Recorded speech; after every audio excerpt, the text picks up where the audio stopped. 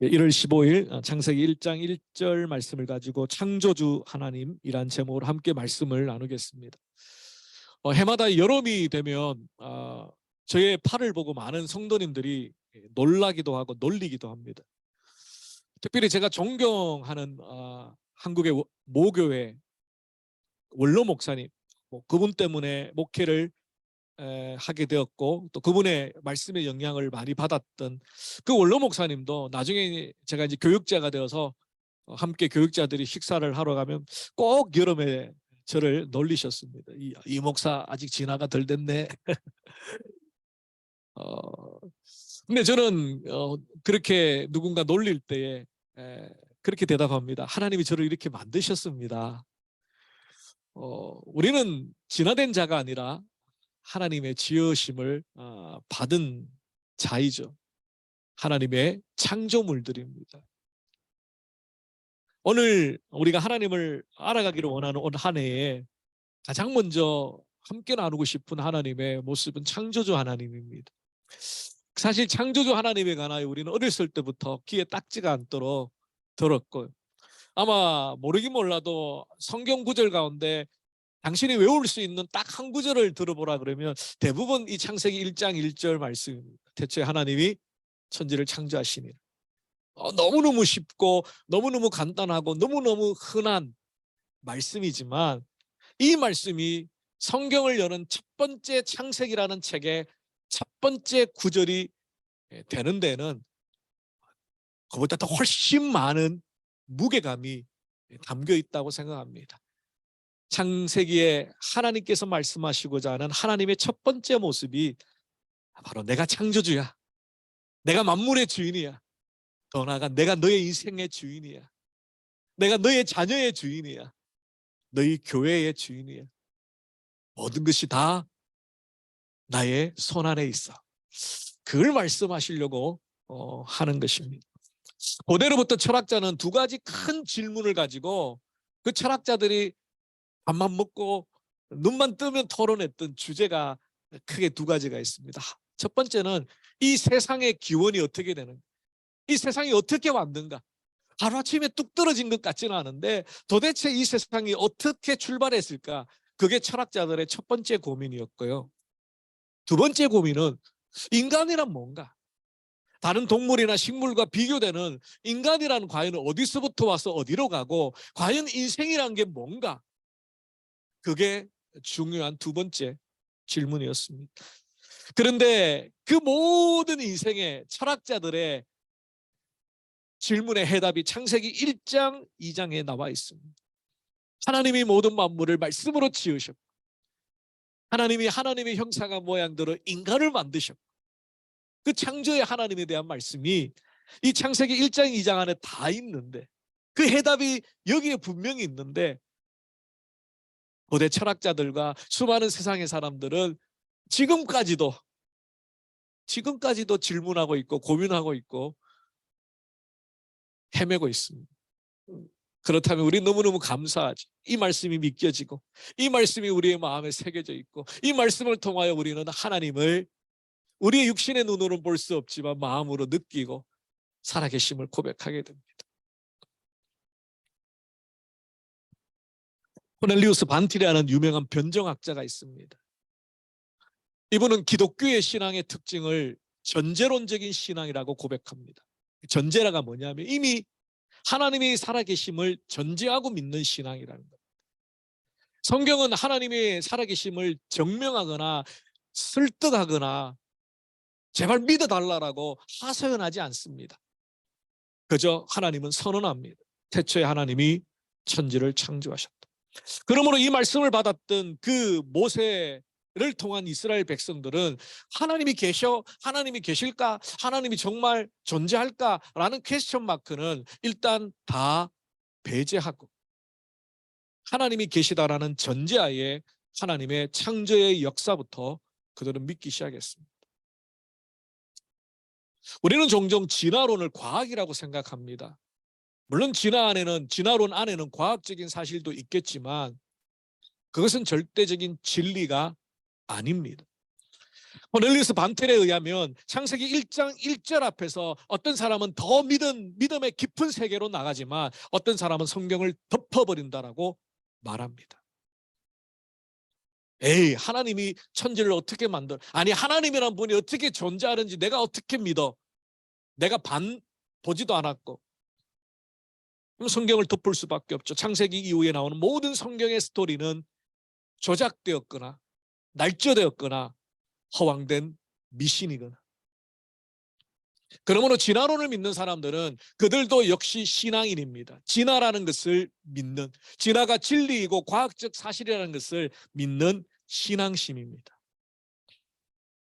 우리도 마찬가지입니다. 창조의 때에 경험해 보셨습니까? 하나님의 말씀으로 천지를 지으실 때 여러분 보셨습니까? 못 봤습니다. 저도 못 봤습니다.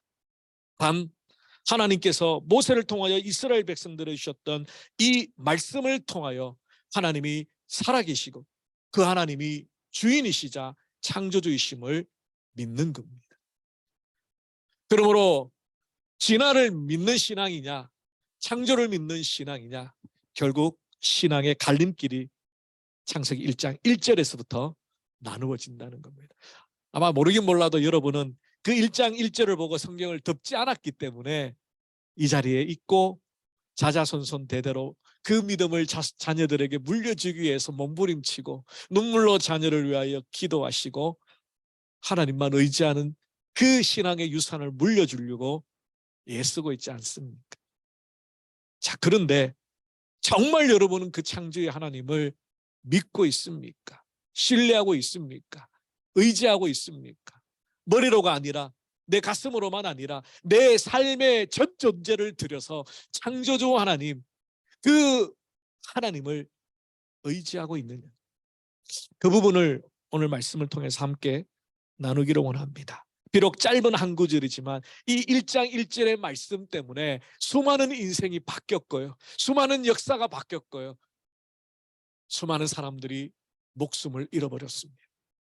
이 신앙을 지키기 위해서 우리는 그들의 피 흘린 신앙의 고백 위에 서 있고요, 여러분의 그 피 흘린 그 신앙의 고백 위에 우리의 다음 세대들이, 우리의 자녀들이 서 있을 겁니다. 혀가 무너지면 기초가 흔들립니다. 우리 어른들의, 부모의 하나님, 창조자 하나님을 믿는 신앙이 흔들리면 우리를 딛고 서 있는 다음 세대와 우리의 자녀들의 신앙이 흔들립니다. 그래서 우리가 든든히 서 있어야 합니다. 이 하나님을, 이 창조주, 나의 주인이신 하나님, 내 인생의 주인이신 하나님, 우리 교회의 주인이신 하나님, 이 하나님을 붙들어야, 든든히 붙들어야 하는 것입니다. 창세기 1장 1절의 말씀을 묵상하기 전에 우리는 창세기의 큰 틀 안에서 왜 하나님이 창조의 말씀을 기록하게 하셨는가를 조금 이해할 필요가 있습니다. 구약의 신학자들은 과연 이 창세기부터, 모세오경이라고 그러죠, 토라라고 말합니다. 창세기, 출애굽기, 레위기, 민수기, 신명기 5권의 성경을 모세가 성령의 감동으로 기록하였는데, 모세가 태어나기도 전에 있었던 이 일들을 어떻게 그가 알고 기록하였을까? 물론 구전으로 내려오던 것들을 들었을 수도 있었겠지만 구약의 대부분의 학자들은 이 모세오경의 말씀을 하나님께 직접 듣고 감동으로 기록하게 되었던 때가 언제냐면 바로 시내산에서 40일 동안 하나님과 독대하였던 그때라고 말합니다. 그러니까 모세의 인생은 크게 세 부분으로 나눠져 있잖아요. 그 중에 어느 때에도 이 모세오경을 기록할 만한 상황은 없습니다. 단 40일 동안 시내산에서 십계명을 받으며 하나님과 깊은 교제 가운데 하나님의 말씀을 받고 모세오경을 기록하게 되었다라고 구약의 학자들은 생각을 합니다.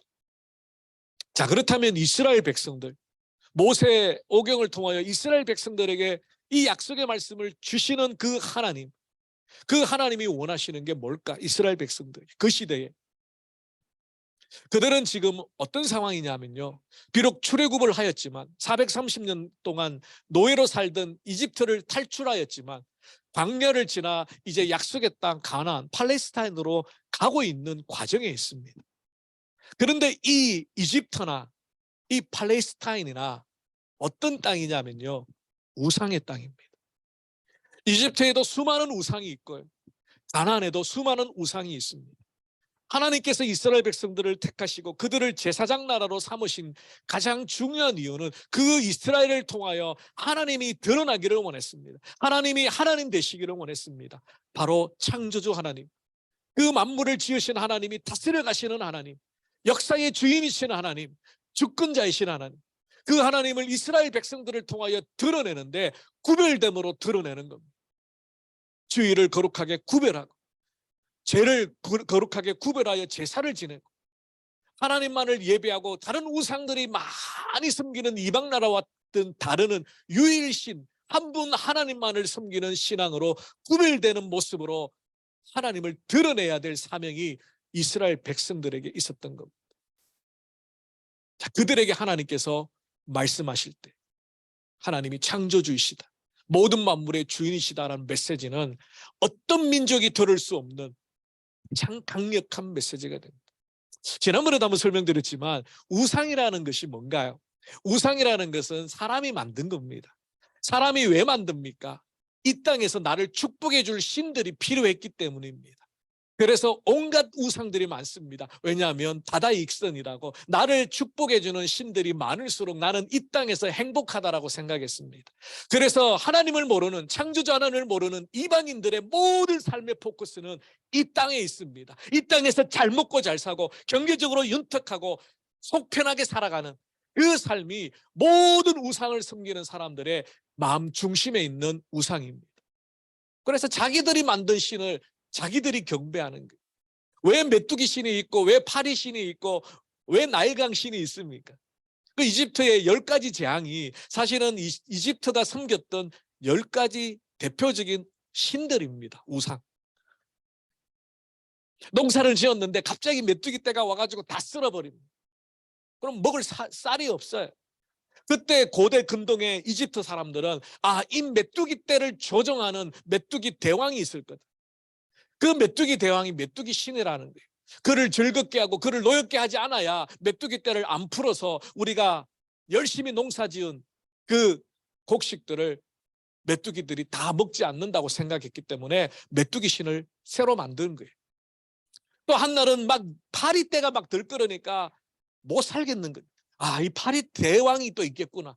그러면 그를 지배하는 파리 신이 있을 거예요. 그 파리 신에게 예배를 드리고 경배를 해서 마음을 잘 다스려 가지고 다시는 파리떼가 들어오지 않도록 해야지.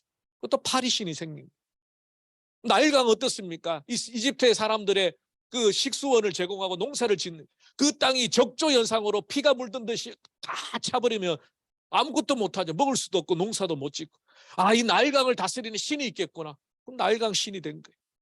그렇게 온갖 우상들이 계속해서 만들어지는 이유는 나를 축복해줘. 이 땅에서 윤택하게 살도록 축복해줘. 그런 우상의 땅인 이집트에서 나와서 참 아이러니하게도 광야를 지나 다시 우상의 땅으로 들어가고 있습니다. 그때 필요한 것은 바로 하나님이 주인이시다. 하나님이 창조주이시고 하나님만이 유일한 신이시고 하나님이 모든 것을 다스리시는 참 하나님, 참 신이라는 것을 깨우치지 않으면, 물론 결과적으로는 우리가 성경을 다 갖고 있으니까 이스라엘 백성들이 약속의 땅 가나안에 들어가서 어떻게 했습니까? 바알을 섬기고 아세라를 섬기고 그들이 섬겼던 우상을 똑같이 섬깁니다. 비를 내리는 신이 바알이라고 생각했습니다. 가나안 사람들. 비를 내리는 신은 하나님이에요. 하나님이 천지를 지으셨고 하나님이 농사에 필요한 비를 내리신 이스라엘 백성들이 가나안에 섞여 이 모양 저 모양 살다 보니까 그들의 신을 다 받아들이고 하나님을 겸하여 섬. 그러니까 하나님이 only one 하나님이 아니라 one of them이 된 거예요. one of them. 그것을 하나님께서 너무 속상하셔. 내가 너의 남편인데, 내가 너를 사랑하는 진짜 남편인데 왜 엉뚱한 곳에 가 있냐. 그러므로 고대 근동의 이 시대에 하나님이 창조주다라는 것은 두말할 것도 없다는 거예요. 그 하나님이 이스라엘 백성들의 하나님이 나의 하나님이다 라는 선언은, 그 믿음은 이제 게임 끝이라는 뜻입니다. 더 이상 뭐 묻고 따지고 할 거 없는 거예요. 내가 믿는 신이 온 세상을 만드신 창조주이시고 만드실 뿐만 아니라 그것을 다스려 가시는 하나님. 그 이신론이라는 사람들이 있습니다. 이신론자라고 말하는데 두이즘이라 그러나요? 그 사람들은 하나님은 믿어요. 신이 있다라는 건 믿어요. 근데 그 신이 모든 만물을 만들어 놓고 시스템을 딱 조정해 놓고 그냥 내버려 둔다고 생각해요. 성경에 있는 인격적인 하나님은 그런 하나님이 아닙니다. 모든 만물을 만드셨지만 그냥 내버려 두시고 너희들끼리 알아서 살아라가 아니라 우리의 삶에 개입하시고 우리의 기도에 응답하시고 우리의 삶에 누구보다도 우리의 이 인생에 누구보다도 관심을 가지시고 그분의 하나밖에 없는 독생자를 이 땅에 보내심으로 우리에게 생명의 길을 열어주시려고 그렇게 몸부림치셨던 하나님. 그래서 우리가 하나님을 사랑의 하나님이라고 그러고 공의의 하나님이라고 그러고 인격적인 하나님. 우리가 창세기를 묵상하면서 조심해야 될 양극단이 있습니다. 첫째 날에 빛을 만드시고 하는 이런 내용들을 보면서 첫 번째 좀 조심해야 될 극단은 문자주의입니다. 문자주의. 창조과학회가 선한 영향을 끼치고 좋은 영향을 끼치는 일도 많지만 좀 조심스러운 부분은 바로 그 부분입니다. 성경에 창세기에 나와 있는 이 창조의 내용이나 순서들을 문자 그대로 과학과 연결시키려고 하면 문제가 생깁니다. 이게 바로 문자주의 혹은 과학주의라고 말합니다. 성경의 창세기에 나와 있는 하나님의 창조의 이 과정을 반드시 현대의 과학으로 입증하고 증명해야만 하나님의 말씀이라고 생각하는 성경의 이 창조의 내용은 과학책이 아닙니다. 그것도 지금 21세기를 살아가는 현대 우리들에게 과학적으로 하나님의 존재를 설명하려고 하는 책이 더더욱 아닙니다. 고대 근동의 이스라엘 백성들에게 출애굽을 하여서 이제 약속의 땅으로 가고 있는 그 사람들에게 하나님이 어떠한 분인가를 나타내기 위하여 기록한 창세기의 창조의 내용입니다. 그래서 자칫 잘못하다 보면 성경 이외의 과학을 둘 수 있습니다. 하나님은 우리의 현대의 과학으로 증명할 수 없는 크신 분입니다. 과학적으로 안 맞다고 해서 틀린 게 아니고 조작된 게 아니고 성경이 오류가 있는 게 아니라 하나님은 우리보다 과학보다 합리성보다 더 크시고 더 높으신 하나님이시기 때문에 그래서 자칫 잘못하면 과학으로 하나님을 증명해야 된다는 강박관념에 성경을 과학 아래 두려고 할 수 있습니다. 그건 위험합니다. 또 다른 한쪽의 극단은 상징주의입니다. 이것은 역사의 사실을 부정하는 겁니다. 창세기 기록된 내용은 실제로 일어난 일이 아니라 자유주의 신학자들이 일부에서 그렇게 이야기하죠. 창조의 이 과정이나 내용들은 실제로 일어난 일이 아니라 하나의 의미와 상징을 두고 하나님께서 말씀하신 거예요. 이것도 우리가 경계해야 합니다. 성경의 내용들은 실제로 하나님께서 말씀하신 대로 역사적으로 이루어졌던 것들이죠. 실제로 일어난 일들이라는 겁니다. 그래서 자유신학자는 창세기 1장부터 11장까지는 원역사라 그래가지고요. 실제로 일어난 일이 아니라고 해석합니다. 그러나 우리는 하나님의 말씀을 그대로 살아계신 하나님의 말씀을 받는 켈빈주의 장로교다는 창세기 1장부터 11장까지도 아브라함 이전까지도 실제로 일어난 역사로 고백하는 것입니다. 자, 그러면 이제 창세기 본문 1장 1절에 들어가서 창조와 관련된 몇 가지 우리가 마음에 새겨야 될 것들을 살펴보겠습니다. 첫 번째는 창조의 주체가 하나님이라는 겁니다. 창조의 주체가 하나님. 그 하나님은 히브리어로는 엘로힘이라는 단어인데요. 창세기 1장에만 35번이 사용되었습니다. 엘로힘. 그러니까 창세기 1장 창조와 관련해서 특별히 하나님께서 자신의 이름 여러 가지 이름 가운데 엘로힘이라는 이름을 강조하고 있다는 겁니다. 엘로힘. 엘로힘의 뜻이 뭐냐면 두려워해야 할 강하고 능력이 있는 분, 경외해야 할 최고의 존재라는 뜻입니다. 그래서 우리가 좀 외우기 쉽게 하나님께서 엘로힘 외우셔야 됩니다. 엘로힘, 전지전능하신 최고의 존재, 능력에 두려워할, 경외해야 될 그런 하나님. 그 하나님의 이름을 의도적으로 창세기 1장에서 계속해서 반복하여 사용하고 있습니다. 이 엘로힘이라는 하나님의 이름, 바로 창조의 주체가 하나님이시다. 하나님의 이 엘로힘은 또 복수형입니다. 단수가 아니고. 그래서 옛날에는 어떤 학자들은 이것을 삼위일체, 성부와 성자와 성령을 나타내는 삼위일체 하나님을 나타내기 위해서 단수가 아니라 복수를 썼다, 이렇게 표현하기도 하고요. 어떤 분들은 하나님을, 정말 존귀한 하나님을 문자로 엘로힘을 남길 때에 크신 하나님을 나타내기 위해서 의도적으로 복수 형태를 사용하였다라고 해서 장음복수라는 이름을 붙이기도 했습니다. 그보다 더 중요한 것은 하나님이 창조의 주체이시고 유일한 창조주시라는 것을 강조하는 것입니다. 체스트 레만이라는 구약신앙의 거장이 있는데요, 그분이 이 부분을 이렇게 설명합니다. 창세기 1장 1절은 하나님 중심적인 창조의 특징을 선포한다. 저자는 창조 사역이 하나님 한 분의 사역이셨음을 밝히고 있다. 그리고 저자는 오직 하나님만을 창조받지 않은 존재로서 표현하고 있다. 하나님에 대적할 수 있는 다른 신은 없다. 이 기록은 그가 완전한 주권과 능력을 가지고 있음을 보여준다.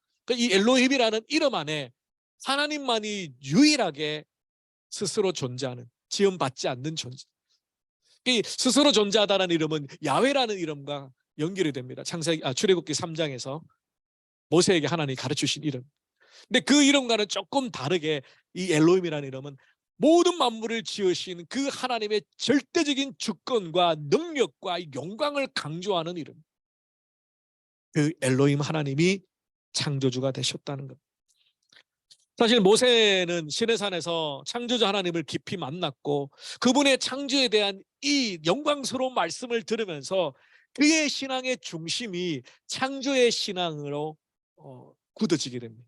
이게 무슨 말이냐면, 모세가 그 하나님을, 창조의 하나님의 말씀을 듣고 이 모든 만물이 내 하나님이 지으셨다라는 그 신앙 때문에 출애굽의 지도자가 되어서 40년 광야 이스라엘 백성들의 불평과 원망 가운데서도 요동치 않고, 물론 한 번은 열받아가지고 십계명을 깨트리기도 했지만 인간이니까 모세도, 그럼에도 불구하고 마지막 느보산에서 저 약속의 땅을 하나님이 너는 보기만 해라, 그때 내 성질 부려가지고 안 돼.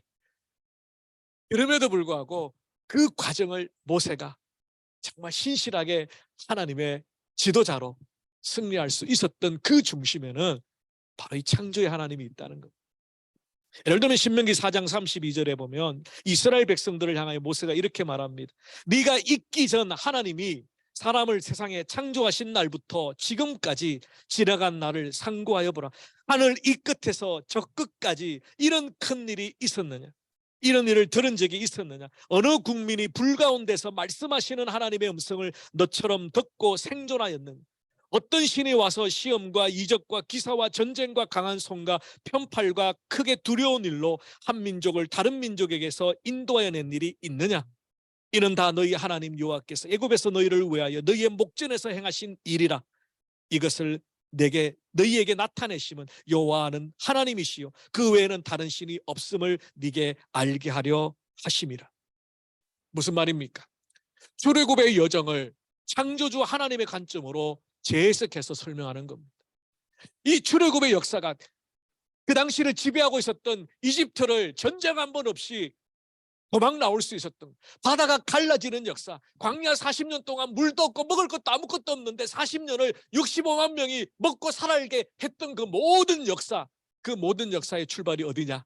하나님이 창조주시다.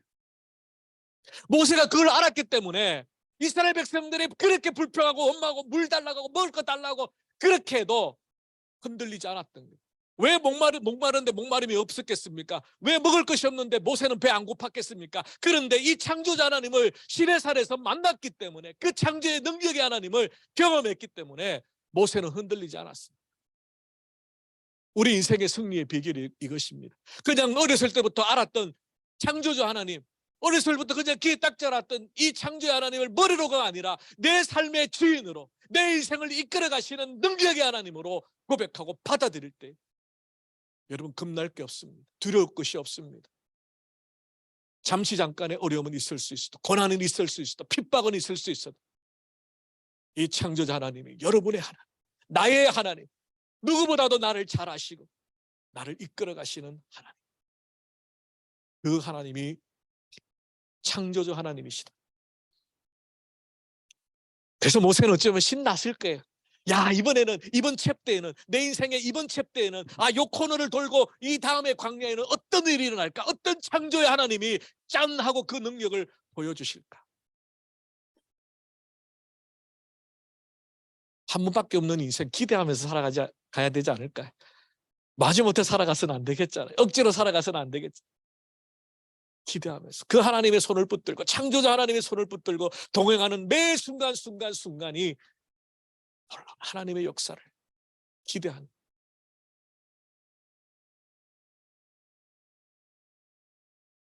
두 번째는 이제 시간의 창조인데요. 태초에 많은 분들이 하나님께서 창세기 1장 1절부터 존재하셨다고 생각해요. 사실 창세기 1장 1절 앞부분에는 뭐 성경의 내용이 없잖아요. 그런데 하나님은 그 전부터 존재하셨습니다. 그것을 영원 전부터, 그다음 우리가 들어갈 천국, 영원한 하나님의 나라, 영원 후라고 말합니다. 그래서 하나님이 영원하시기 때문에, 하나님의 속성 자체가 영원이란 존재이기 때문에, 사실 우리는 잘 몰라요. 우리는 유한하기 때문에 영원이란 게 뭔가, 영원, 잘 클리어하게 안 들어와요.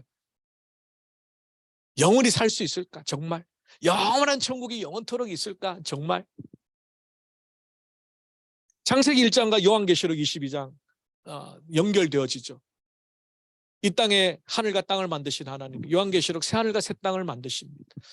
그래서 하나님의 창조는 곧 하나님의 구원의 완성과 연결되는 동전의 양면과 같습니다. 하나님의 창조가 없다면 하나님의 구원의 완성, 새 하늘과 새 땅은 없습니다. 하나님의 창조가 있기 때문에 새로운 창조, 중간에 인간이 타락했기 때문에 이제 그보다 더 한층 더 나은 새 창조가 필요했죠. 그것이 바로 우리가 사모하는 영원한 하나님의 나라, 새하늘과 새 땅입니다. 그런데 태초에 라는 것은 시간의 창조죠. 영이신 하나님을 제외하고 피조물인 모든 존재는 시간과 공간의 좌표 위에 존재할 수밖에 없습니다. 물론 영적인 존재인 천사들은 시간과 공간의 좌표가 필요 없으니까요. 지금도 우리가 정확하게 성경적인지 아닌지는 잘 모르겠지만 옛날 믿음의 어른들이 그런 고백을 하잖아요. 성도님들 한 분당 돌보는 천사들이 하나씩 있습니다. 여러분의 천사가 있습니다. 여러분을 지켜주고, 물론 우리 안에 성령도 계시지만 천사가 여러분의 피할 길을 또 열어주시고 격려해 주시고 하나님의 메시지를 전해주시고, 그런 천사들은 영적인 존재이기 때문에 시간과 공간의 좌표가 필요 없어요.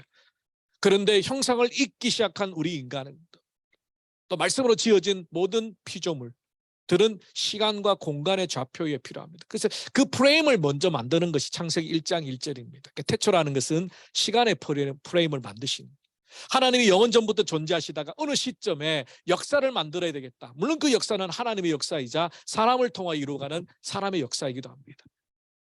하나님이 통치하시는 사람의 역사. 우리는 시간을 펼쳐놓고 보기 때문에 과거, 현재, 미래 일을 잘 몰라요. 하나님은 시간을 만드신 분이기 때문에 시간을 압축하여 보십니다. 그래서 전지하시다는 게 우리는 이해되지 않지만 하나님은 가능하십니다. 과거와 현재의 미래가 함께 보여주십니다. 예언서의 멀티포커스가 바로 그런 개념입니다. 하나님이 시간을 멀티로 보시기 때문에 예언의 말씀이 각 다르게 이루어지는 겁니다.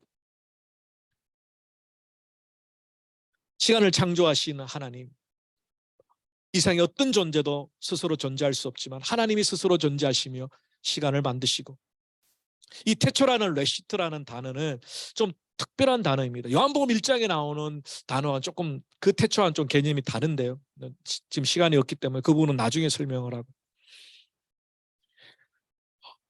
창세기 1장 1절 이전부터 존재하셨던 하나님이 어느 순간에 역사를 만드시고 개입하셔서 창세기 1장 1절을 시작하시고 만물을 만드시고 사람을 만드셨습니다. 자, 그런데 제가 이제 창세기 1장 1절의 말씀을 다른 분들은 어떻게 설교를 했나 한번 몇 번의 설교를 들었는데 그 중에서 좀 인상적인 내용이 삼일교회 송태근 목사님이 한 2, 3년 전에 창세기 강해를 하시면서 이 태초라는 이 단어를 시간의 창조라고 해석하지 않고 예수 그리스도라고 해석을 하시는 대목을 한번 들어봤습니다.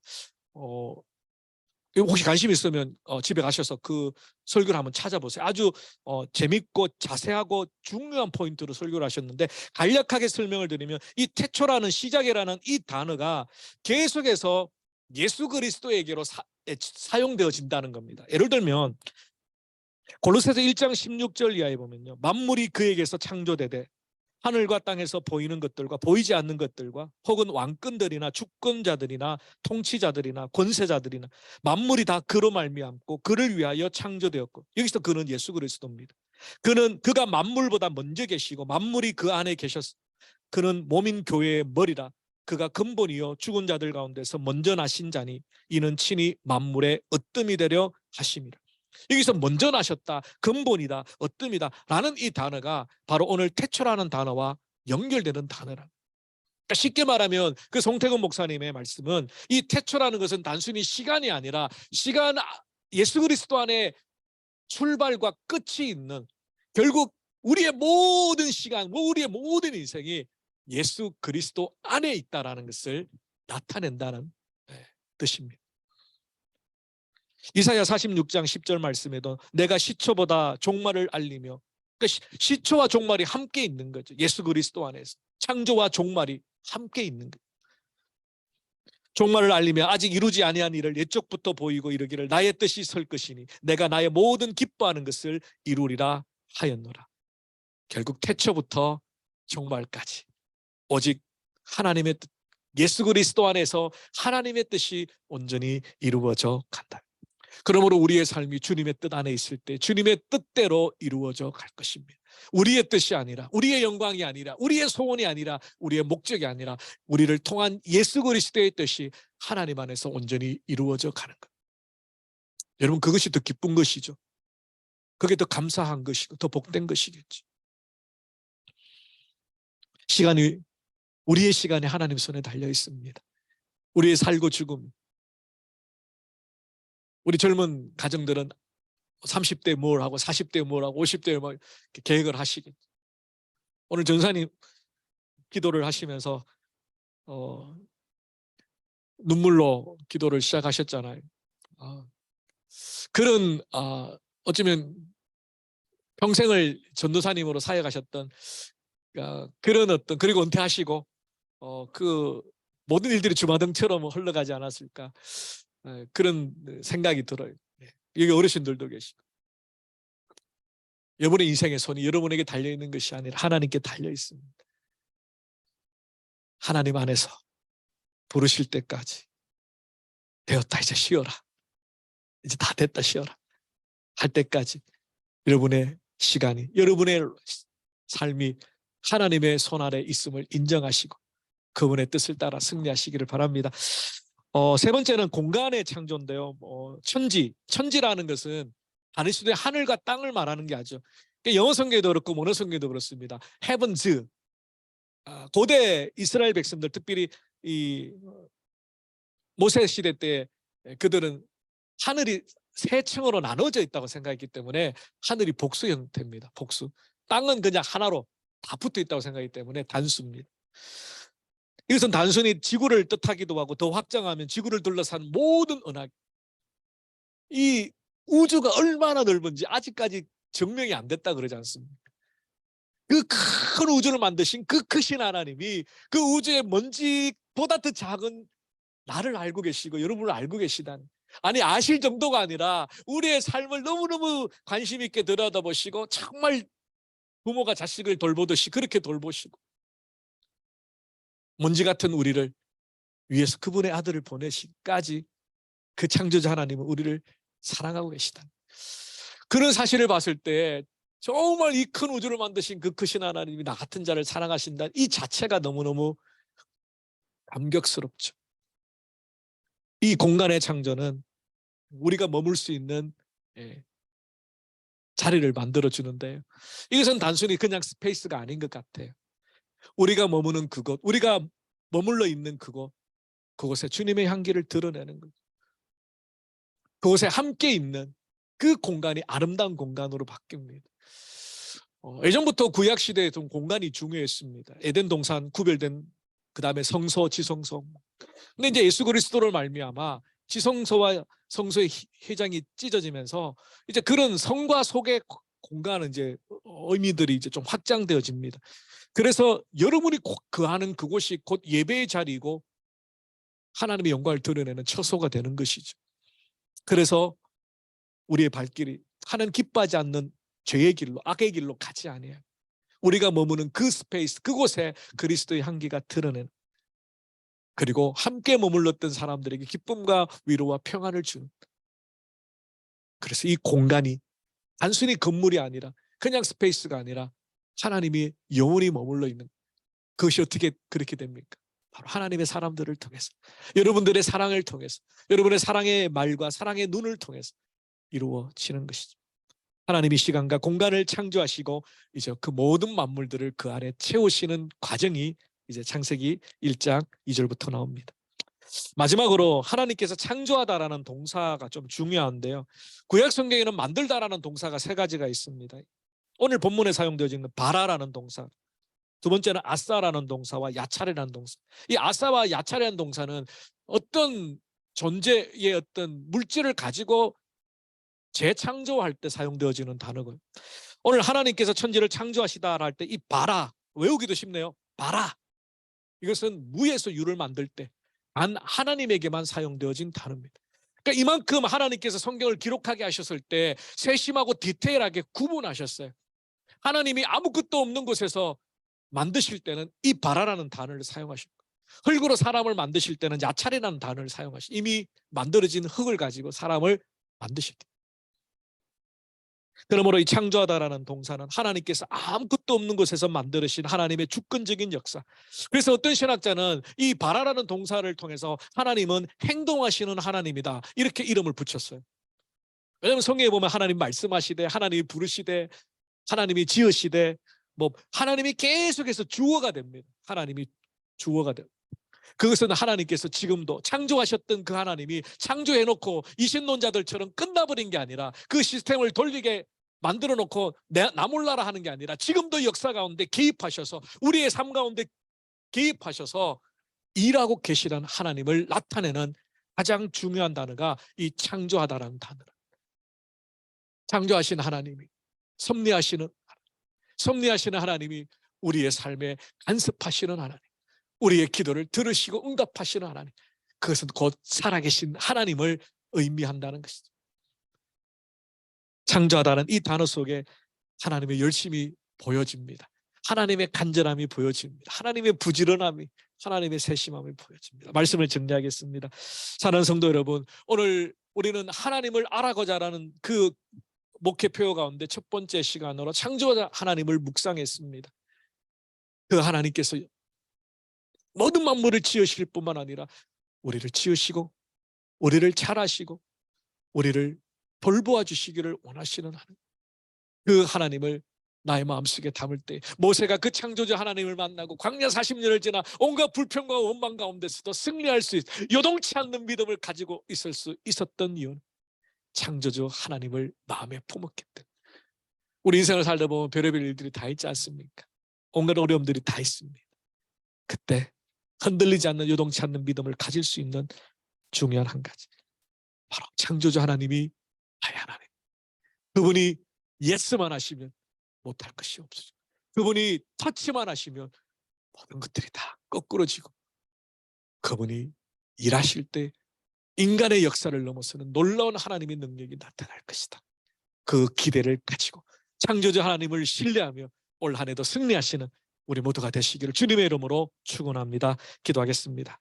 살아계신 주님 감사합니다. 창조주 하나님, 만물을 지으신 하나님, 이스라엘 백성들을 향하여 그 하나님만을 의지하고 그 하나님만을 경배하고 그 하나님을 예배하라고 모세를 통하여 주신 이 창조의 스토리, 주님, 이것을 우리가 읽을 때마다 그 하나님을 내 마음에 다시 한번 확인케 하여 주시고, 그 하나님 세상을 만드시고 내던져 두신 하나님이 아니라 나를 지으시고 나를 만드시고 나를 태어나게 하시고 그냥 내버려 두시는 하나님이 아니라 지금도 다스리시고 섭리하시고 통치하시고 모든 뜻을 하나님의 손 아래 두고 이끌어 가실 최후의 승리하실 그 하나님이심을 믿고 의지하며 나가게 하여 주시옵소서.